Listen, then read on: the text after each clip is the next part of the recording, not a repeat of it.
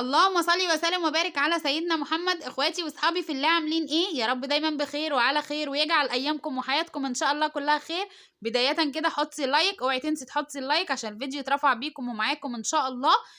وعايزه اشكر كمان الناس الجديده كلها اللي دخلت عندي، شرفتونا ونورتونا، وان شاء الله باذن الله وحده القناه تكبر بيكم ومعاكم، باخد منكم الحماس والنشاط. النهارده هنعمل ايه مع بعض؟ هنعمل مع بعض عشاء حلو. العشاء ده كانوا بيعملوه لنا زمان واحنا صغيرين عشان يدفينا في الشتاء. وطبعا عايزه اقول لكم اني اكلات زمان احنا بنحاول نرجعها تاني، لاني مفيش احسن منها بجد، سواء كانت حلو او حادق. ده حلو طبعا اللي احنا هنعمله ده كيس مكرونه شعريه. هنعمل مع بعض طبق كده مكرونه شعريه حلو كده يدفينا طبعا في السقعه ديت. ودول كوبايه ونص من الدقيق هنعمل بيهم حلو هيعجبكم ان شاء الله. الحلو دوت الناس، في ناس عارفاه وفي ناس مش عارفاه. هقول لكم على اسمهم وهتعرفوه، بس بالله عليكم لا تصلوا على الحبيب المصطفى سيدنا محمد، اللهم صل وسلم وبارك عليه. وعايزه اقول لكم ان اكل زمان ما فيش منه دلوقتي، هو دوت فعلا اللي بيشبع. الحاجتين اللي احنا هنعملهم دول دلوقتي كانوا اهالينا زمان بيقولوا ان هم بيسدوا الجوع بالليل، بالذات في الشتاء، لان احنا طبعا في الشتاء بالليل بتحسي انك عايزه تاكلي كل شويه. يلا بينا يلا بينا. هاتي كده بقى حلة على النار وانزلي بقى فيها بالمادة الدهنية اللي انت بتحبيها، سواء زبدة او سمنة. انا طبعا زي ما قلت لكم بستعمل كريستال الزبدة الصفراء، حلوة جدا تمام. هفضيه كده بقى كيس المكرونة بتاعي على السمنة ديت او على الزبدة زي ما انت حابة، اعملي يا جماعة. ولو حد عايز يستخدم زيت يستخدم، مفيش اي مشاكل برضو في الاكلة دي، بس في المكرونة دي بس تمام. تمام. وهنديها بقى تقليبة لحد ما نحمرها لدرجة لون معين، انا هوريها لكم علشان طبعا لو اتحرقت منك هتمرر وهيبقى طعمها ممرر. في حاجة تانية عايزة اقولها لك، ان احنا ممكن نحمرها كده، في ناس بتحمرها وتشيلها في برطمانات وتستعملها جاهزة كده على طول. فطبعا ده بيوفر عليهم في الوقت والمجهود. ده بالنسبة للموظفين ان هم يحمروها من غير سمنة، يعني بيحمروها من غير سمنة خالص، ويحطوها في برطمانات، ياخدوها بقى لحبة رز، ياخدوها يعملوا بيها شعرية باللبن. يعني بتنفعهم في الحاجات دي كلها. انا طبعا لازم افضل اقلب كده علشان خاطر ما تتحرقش منك تمام. هنا بقى زي ما انتوا شايفين انا لسه طبعا بقلب، ما ينفعش تسيبيها وتروحي تعملي اي حاجة تانية، لاني معروف ان المكرونة الشعرية خفيفة جدا وممكن تتحرق منك، فلازم تفضلي تقلبي فيها كده وتنزلي الجوانب بتاعتك لحد ما توصلي للون اللي انت عايزاه. طبعا انا لسه هسيبها كده شوية بتاع 3 4 دقايق كمان. هنا بقى كده خلاص اهي اتحمرت معايا اللون اللي انتوا شايفينه دوت. طب هنعمل ايه؟ في ناس بتحب تنزل لبن تسويها باللبن، بس انا مش بسويها باللبن يا جماعه، انا بسويها عادي بحبه ميه من الحنفيه او حبه ميه من الكتل. اهو نزلت عليها بقى بشويه الميه بتوعي. طبعا انت بتبقي عارفه المعيار، يعني المعيار يا دوبك كده يغطي المكرونه.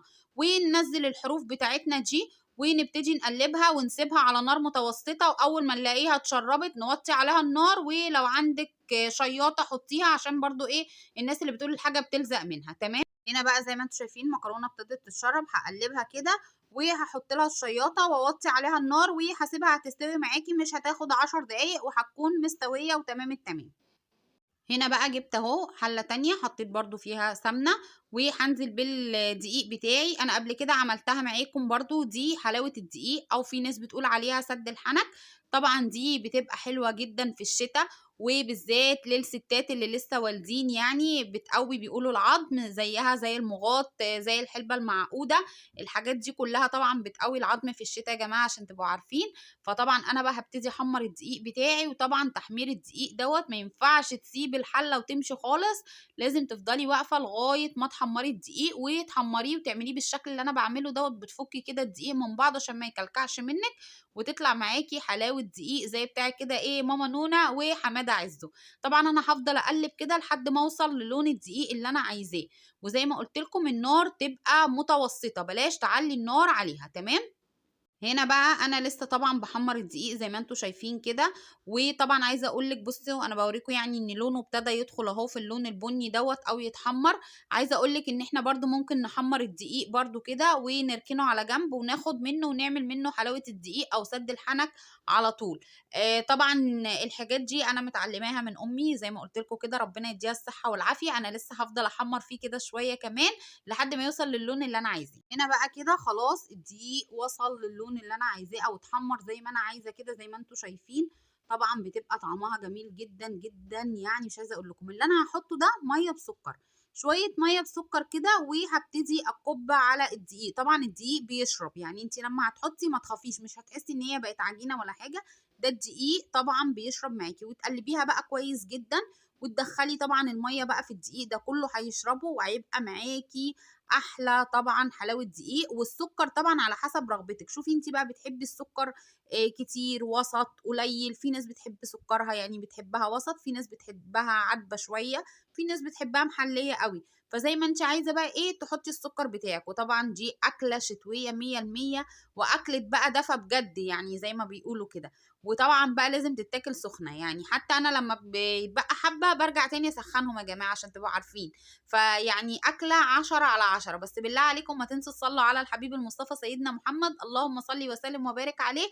وما تنسوش كمان تحطوا اللايك للاكله الحلوه دي. هنا بقى كده خلاص ادي حلاوه الدقيق بقى، وزي ما قلت لكم ما تتاكلش غير وهي سخنه. طبعا في عندي بنتي وابني عايزين حلاوه دقيق، وانا وامي وبنتي التانية هناكل مكرونه طبعا شعريه. كل واحد بقى على حسب نفسه، فعشان كده بقى ايه عملنا العشاء الحلو السهل ده.